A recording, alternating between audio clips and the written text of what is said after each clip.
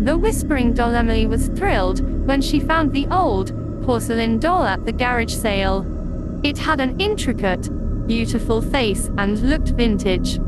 As a collector, she knew it was a rare find. She took it home and placed it on her shelf. That night, she was awakened by a faint whispering. At first, she thought it was just the wind, but the whispers grew louder and clearer.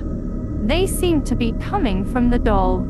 She could hear words now. "Let me out. Please. Let me out." Terrified, she put the doll in a box and hid it in the attic. But every night, the whispers returned, growing more desperate and angry. Emily could not sleep, and soon, she started to hear the whispers during the day too. One morning, she found the box open and the doll back on her shelf, its eyes glaring at her. "Let me out," it whispered one last time, before Emily's vision went dark. Point 2. The figure in the mirror. Rachel always felt uneasy in her new apartment, but she couldn't pinpoint why. The place was lovely, spacious, and modern. One night, after taking a shower, she wiped the fog off the bathroom mirror. For a split second, she saw a shadowy figure standing behind her. She turned around quickly, but no one was there.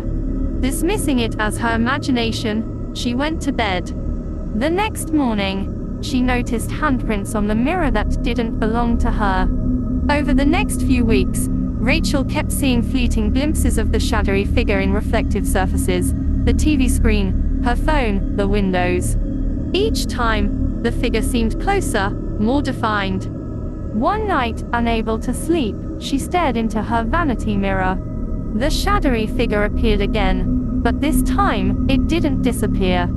It stepped out of the mirror and stood at the foot of her bed, smiling. Point 3. The locked room. David moved into an old house that had been abandoned for years. It was a fixer-upper, but he loved a good project. One room on the second floor was locked, and despite having keys to the rest of the house, he couldn't find a way to open it. Curious, he finally decided to break the lock. Inside, he found a perfectly preserved nursery, filled with antique toys and a crib. On the crib was a photo of a family, with a baby girl in a white dress. That night, he heard crying from the nursery. Thinking it was just the old house settling, he ignored it.